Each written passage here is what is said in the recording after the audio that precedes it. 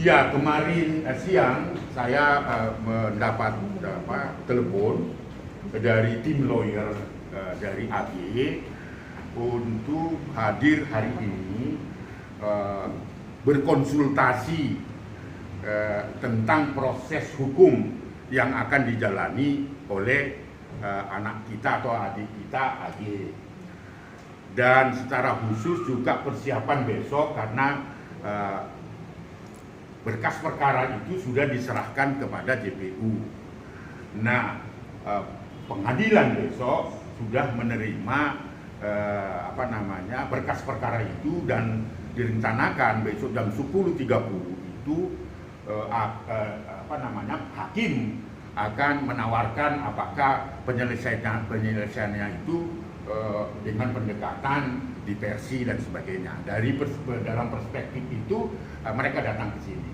Jadi yang pertama mereka minta atau tim lawyer dari AG ini minta pertama bagaimana AG itu mendapatkan perlindungan khusus sesuai dengan perintah undang-undang.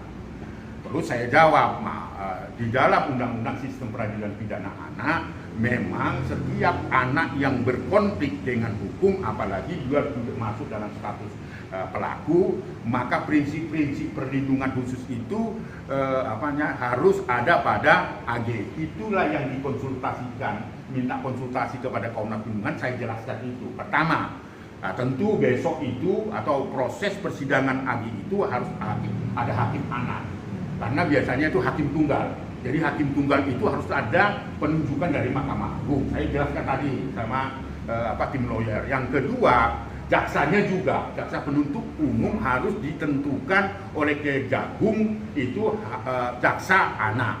Itu perlindungan khususnya. Yang kedua, saya bilang itu sidang tertutup, ya, sidang tertutup dan hanya boleh yang mendampingi itu atas persetujuan dari hakim tunggal tadi. Lalu sidangnya harus tertutup, itu perlindungan khususnya saya bilang ya, karena mereka minta konsultasi kepada kita.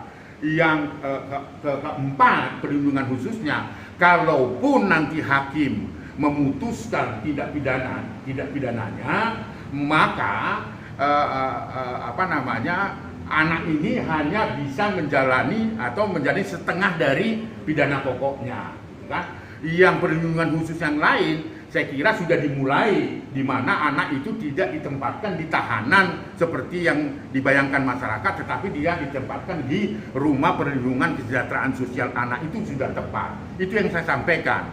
Lalu besok saya minta juga kepada hakim, karena kita sudah mengirimkan surat kemarin supaya kita diperbolehkan ikut dalam proses penetapan itu.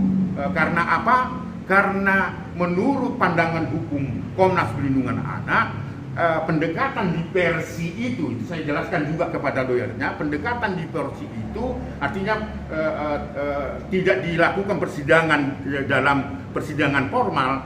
Dengan pendekatan diversi itu, besok itu hanya sebenarnya ingin kita minta penjelasan yang bisa diselesaikan lewat diversi itu anak di bawah 12 tahun.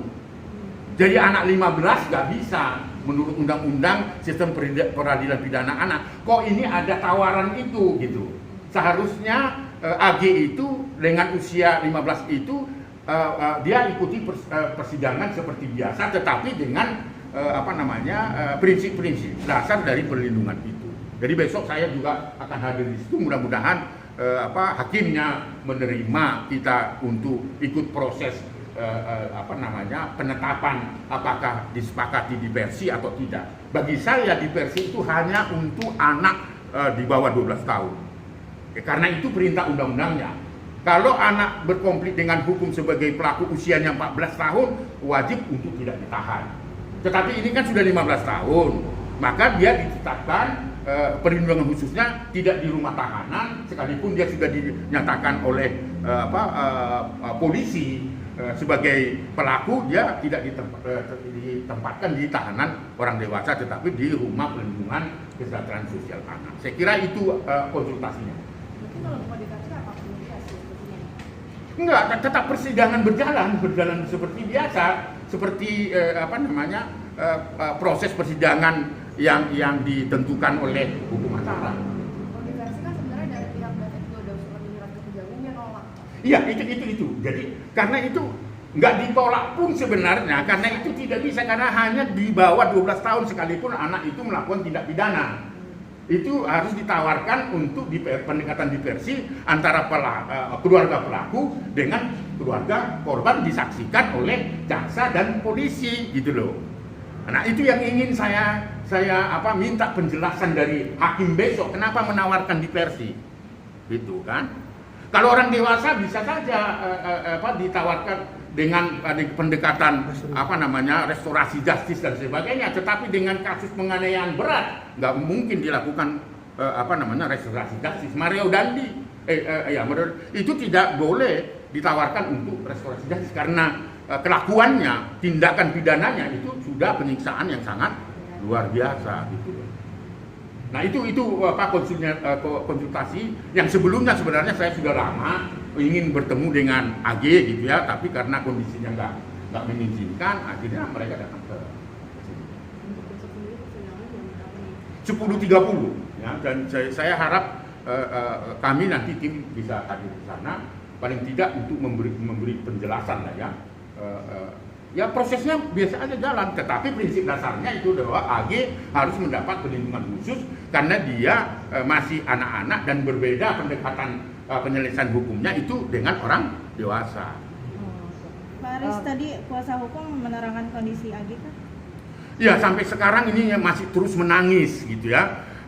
Terakhir dia menyampaikan disampaikan kepada saya informasi bahwa dalam keadaan stres, apalagi ketika pertama itu diserahkan ke jaksa penuntut umum berkas-berkasnya, dan sekarang untuk mempersiapkan besok pun itu masih dalam keadaan trauma, tidak tenang lah, itu menurut tim lawyer. Bang Haris kan mempertanyakan soal diversi hukum ke Pak Hakim ya. Kalau misalkan ternyata diversi itu yang pada akhirnya yang di ACC mungkin 12 tahun, berarti bentuk perlindungan hukumnya seperti apa Pak Bang Haris? Perlindungan hukumnya tadi seperti itu, prosesnya harus jalan kan. Kalau dia misalnya tidak diversi, katakan nggak disepakati lah besok itu kan diversi itu, maka persidangan biasa, persidangan seperti umum, ya, tetapi kan harus tertutup. Dan hakimnya juga harus ditentukan tunggal dan itu harus ditunjuk oleh Mahkamah Agung. Itu artinya perlindungan khusus yang pertama. Yang kedua, tentu kejaksaan juga harus mengikuti, jaksanya yang melakukan penuntutan itu juga harus ditunjuk oleh Kejagung. Itulah yang disebut namanya perlindungan khusus. Yang berikut, dia wajib didampingi, ya, nggak boleh sendiri, paling tidak orang tuanya dan sebagainya. Itu perlindungan khusus yang kedua. Sidangnya juga tertutup, ya. Hakim juga tidak boleh pakai toga yang merah itu, karena dia masih anak, maka itu adalah perlindungan khusus yang ketiga.